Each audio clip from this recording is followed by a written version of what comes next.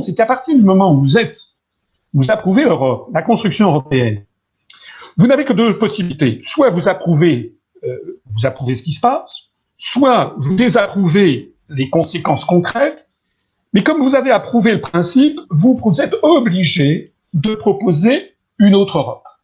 Et on a vu se développer au cours des années 80, 90, 2000, 2010, et on est encore là en 2020, tout le monde propose une autre Europe, y compris d'ailleurs Emmanuel Macron. Je rappelle qu'Emmanuel Macron, il a proposé une refondation de l'Europe, il est allé en septembre 2017 à la Sorbonne pour proposer son Europe. Et actuellement, tous les partis politiques voient bien qu'il y a une catastrophe dans tous les domaines, mais comme ils ont pris la position, y compris le Front National, parce que je rappelle que le Front National a complètement clarifié sa position, sans doute parce qu'on lui a fait comprendre que s'il persistait à tenir des propos hostiles à la construction européenne, il serait banni des grands médias. Donc je rappelle que le Front National, maintenant, est clair et net, ne veut pas sortir de l'Union européenne, ne veut pas sortir de l'euro, de même que Mélenchon ne veut pas sortir de l'Union européenne, ne veut pas sortir de l'euro, de même que tous les autres partis politiques. Mais à partir du moment où vous dites ça, vous en êtes réduit donc à proposer une autre Europe, mais le problème qu'il y a, c'est que cette autre Europe, c'est comme l'Arlésienne. On ne la voit jamais venir et on ne peut pas la voir venir, parce que je l'ai suffisamment expliqué, il faut l'unanimité des États membres pour modifier une virgule des traités européens. Et donc, oui, quand pour François Asselineau, la question est simple finalement, c'est soit dedans, soit dehors. Il n'y a pas d'entre-deux. On ne peut pas la refonder de l'intérieur. Voilà ce que mais non, parce que, mais bien sûr, mais regardez,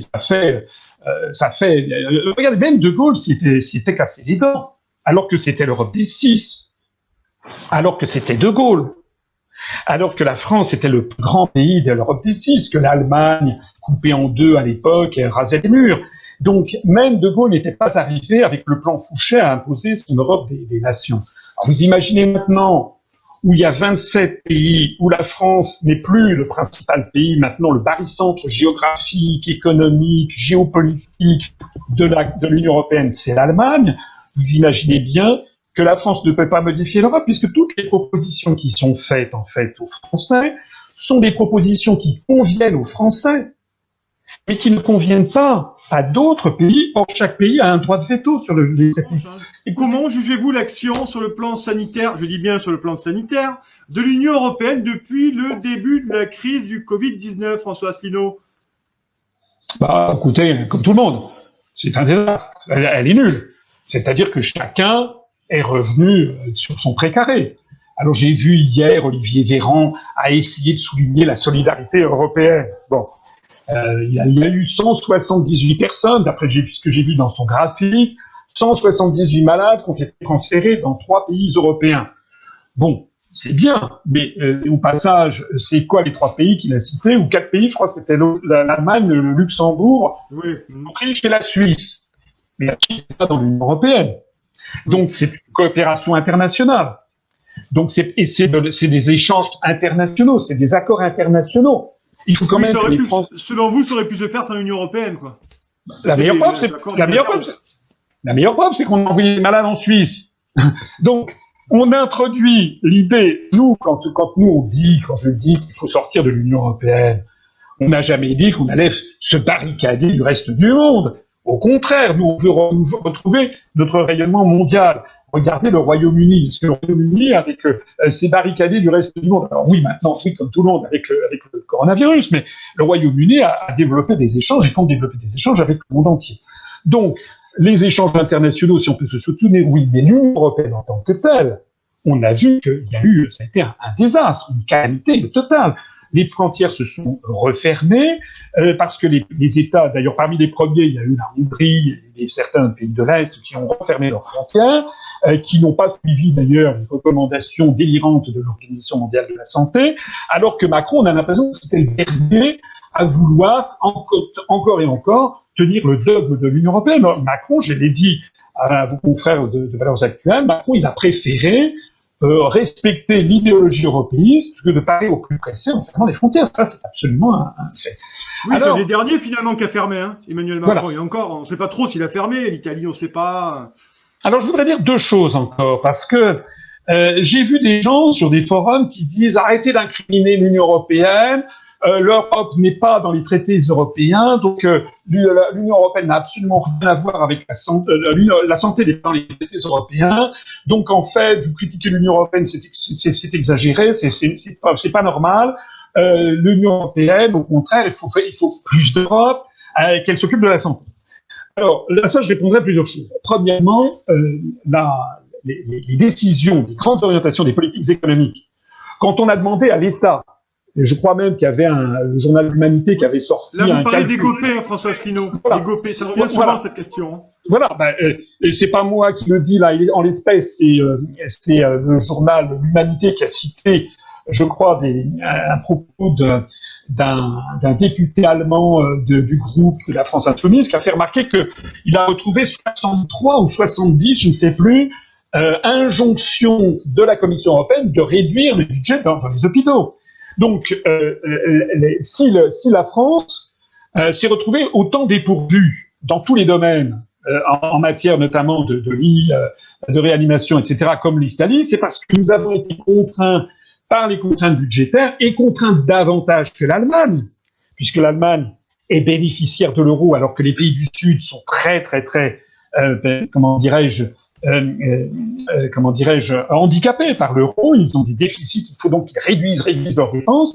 Donc ça, c'est un impact direct sur l'état de délabrement du service public et de l'hôpital public. On va pas dire que je découvre ce sujet, je l'avais annoncé depuis des années, en particulier pendant l'élection la campagne présidentielle en 2017, j'avais tiré la sonnette d'alarme sur le fait que les réductions budgétaires imposées par Bruxelles étaient en train de détruire l'hôpital public. Donc ça, c'est le premier impact que je voudrais. Le deuxième impact, c'est que je suis allé à la recherche de la littérature et j'ai découvert qu'il y a quand même des efforts qui remontent à loin, qui remontent à des efforts de coordination en matière de santé au sein de l'Union européenne. Là aussi, je vais publier dans quelques jours. Si on vient, vous avez des plans, des programmes. Le premier remonte à 2003, de coordination en matière de santé au sein de l'Union européenne pour faire face justement à des crises sanitaires. Parce que l'Union européenne, elle se mêle parfois, souvent d'ailleurs, de choses qui ne sont pas directement dans les traités.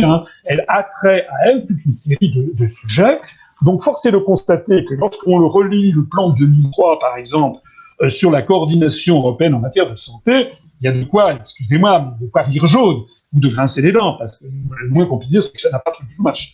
Et puis encore un troisième sujet sur lequel je suis en train de m'intéresser, c'est que il y a des efforts de coordination et même des sortes de normalisation qui ont été pris par l'Union européenne, notamment pour ce qu'ils appellent les EPI, c'est-à-dire les équipements de protection individuelle dans le domaine de la santé, dans le domaine du professionnel, etc. Et donc, vous avez des directives depuis 1989 qui se sont succédées, et la dernière étant, je crois, en 2016, pour avoir une harmonisation au niveau européen de ces équipements prioritaires, ces équipements de protection individuelle, EPI. Notamment, par exemple, sur les masques de protection, il doit y avoir l'inscription CE, par exemple, sur les FFP2, ces fameux masques dont on parle beaucoup. Or, j'ai vu... On ne voit pas les stocks, François Asselineau, ces masques. Mais oui, mais ce que j'ai vu, c'est que